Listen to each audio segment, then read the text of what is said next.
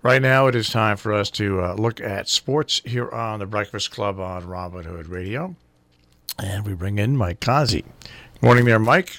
Morning. So the Giants ship out Odell Beckham and bring in Golden Tate. Yeah, that's just like a fill-in. Well, I was going to say it might be good for a year or so, even though they gave him it's not a guaranteed for the full 4 years, but it could be something where at least he gives something for Eli Manning to throw to on the outside now. Yeah, they had to get something to fill in, so that they probably didn't want to be committed to a long-term.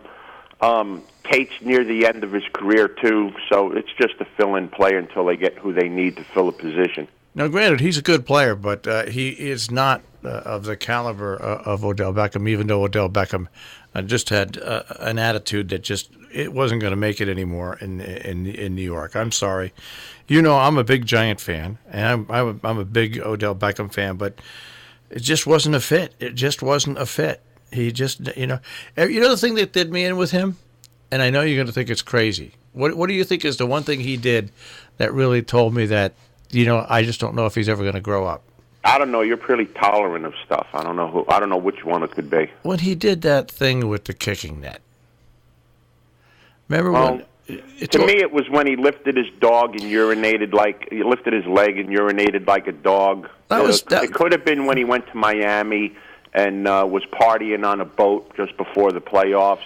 There's a pretty long list. Partying on the boat, I don't, what the heck? But I'm talking about on the field and antics when you're actually wearing the uniform, and he let that stupid kicking net thing go on for like 3 weeks. And I said to myself, as someone who years ago learned when to stop crossing the line, that really did it for me because that was so immature. It wasn't that there was anything wrong with it; it was immature. It showed a lack of maturity. So. See, that's where I disagree. It doesn't matter if you have the uniform on or not. You're still a representative of the organization, and that's what I teach my kids in high school. It doesn't matter what you don't do outside of school. You're still part of the school, and you don't want to bring any bad marks to yourself or the school. And I think that's the kind of an attitude that the professional athlete needs as well. Just because you don't have a Giant uniform on and it's 12 o'clock midnight, you don't get the right to act like an idiot because you're still a representative of the team. All right, so now college basketball. I guess, Duke beat Syracuse, big deal. Yeah, no surprises in the ACC tournament. All the favorites won. North Carolina won, Florida State won, Duke won, and Virginia won. So that's setting up your last four teams in the tournament for the ACC. Florida State, Duke, North Carolina, and Virginia. And also in the SEC, all the big teams won as well. St. John's got bounced yesterday. That's going to hurt their chances to make the tournament. Seton Hall won yesterday, so they move on, and that's going to enhance their chances of making the tournament. So the ACC and the SEC tournaments both continue today. Maryland got beaten by Nebraska in the Big 12. That was an upset there. So they continue to roll on this weekend. Buffalo destroyed Akron by almost 40 points yesterday. Buffalo's a little team that's probably going to upset somebody in the tournament. All right, so we've got that done. Where else do you want to go? Do you want to go to racing, or is there anything else in sports other than racing?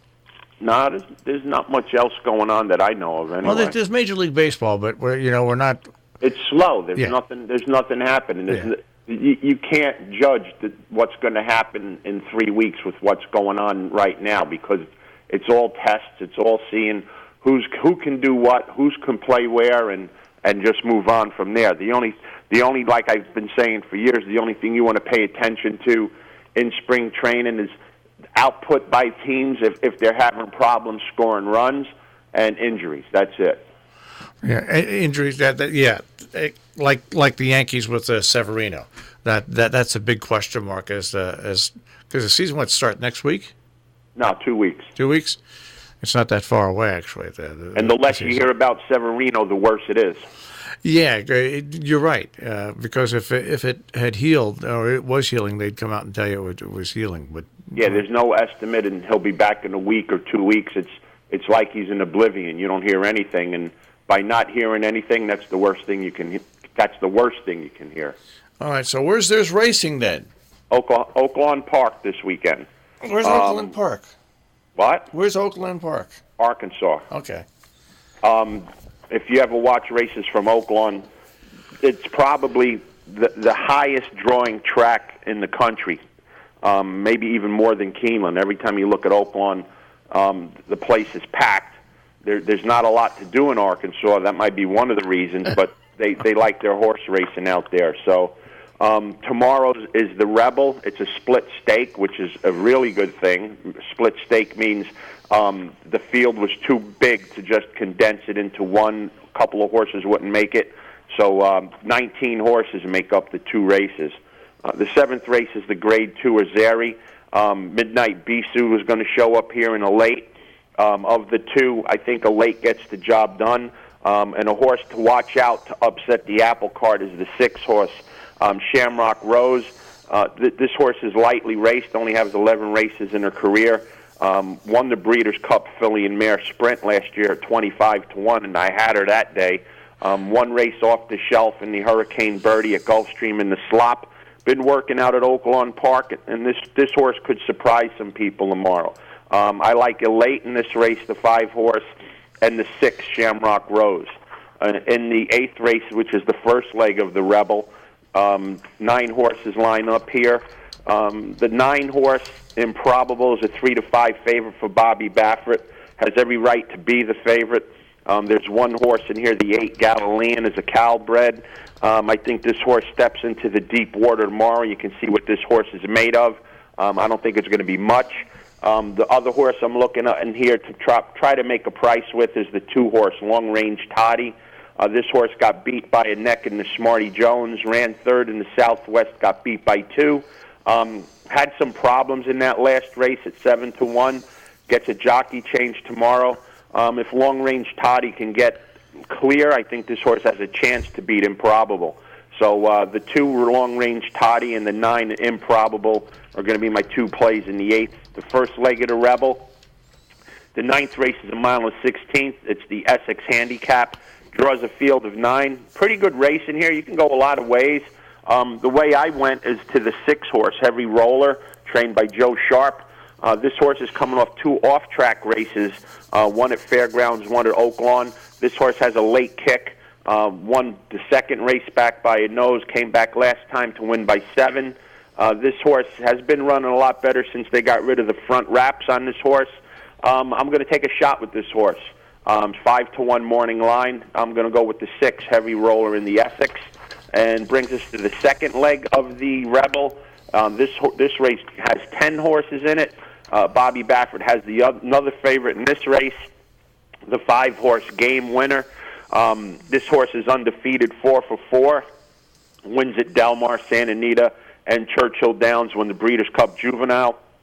Training very well at Los Alamitos after that mess at Santa Anita. Coming in off a decent 59-4 work at Los Alamitos. You got to remember the tracks in California are souped up, so these times look good, but they may not be as good as they see. This horse will definitely be pounded at the window. 4-5 morning line, probably go off somewhere around 3 or 2-5. But I'm going to try to beat this horse again with the 2 horse on the inside, Laughing Fox, trained by Steve Asmussen. This horse is coming off 2 wins, breaking his maiden in January, coming back 4 weeks later and winning an optional 75 claimer. This horse could be any kind of horse, lightly raced by Union Rags out of a Stormy Atlantic mare. Anything could happen here. I'm taking 10-1 instead of 1-2.